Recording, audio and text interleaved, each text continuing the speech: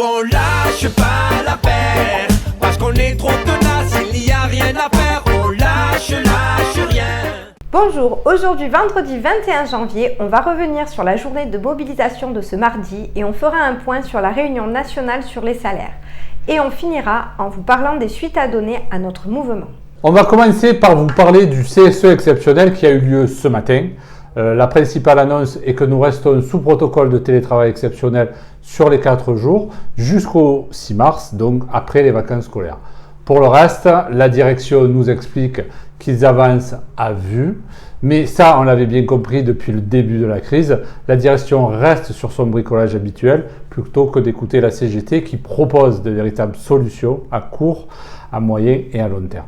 Les élus CGT ont longuement expliqué ce matin la réalité du terrain, au point que même le directeur général a reconnu la nécessité d'embauche de CDI, comme par exemple à la PFS. En vrai, c'est partout qu'il nous faudrait des embauches en CDI. C'est pour ça qu'il ne faut rien lâcher et continuer notre rapport de force. Justement, on revient sur la mobilisation de mardi dernier. Dans notre caisse, le taux de grévistes avoisine les 48%. Dans le contexte actuel, le chiffre n'est pas négligeable. Le sujet de la valorisation des salaires doit être au cœur des échéances futures. Ne l'oublions jamais, nos luttes pour les augmentations de salaires passeront impérativement par de fortes mobilisations. Dans la continuité du 13 décembre, Lucas a tenté d'expliquer ces mesurettes aux organisations syndicales. Alors on dit bien tenter, parce que même eux ne semblent plus réellement convaincus par ça et se cachent ouvertement derrière la tutelle.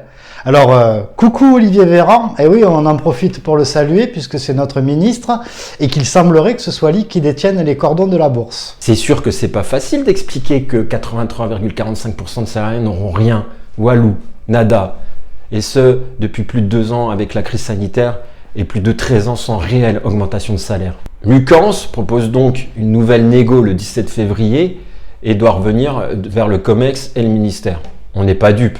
On sait que ça joue la montre avant les présidentielles. On sait parfaitement ce qu'il nous reste à faire et ça commence par maintenir la pression. Le 27 janvier, il y a un appel à la grève intersyndicale et interprofessionnelle avec comme revendication principale l'augmentation générale des salaires.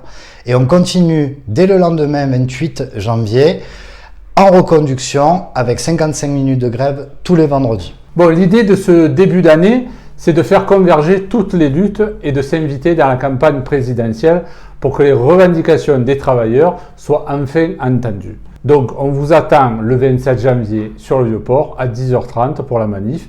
D'ici là, nous serons aussi en prise de parole toute la fin janvier et tout le mois de février. Prenez soin de vous, continuez à nous suivre et surtout, vous le savez, on lâche rien.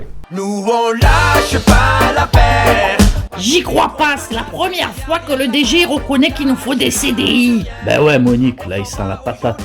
Eh, tu m'étonnes John. Sa mission c'est de nous tuer à petit feu sans faire de bruit. Et après la grève des accueils, la grève de la plateforme téléphonique, là c'est une grève très suivie malgré que tout le monde est en télétravail.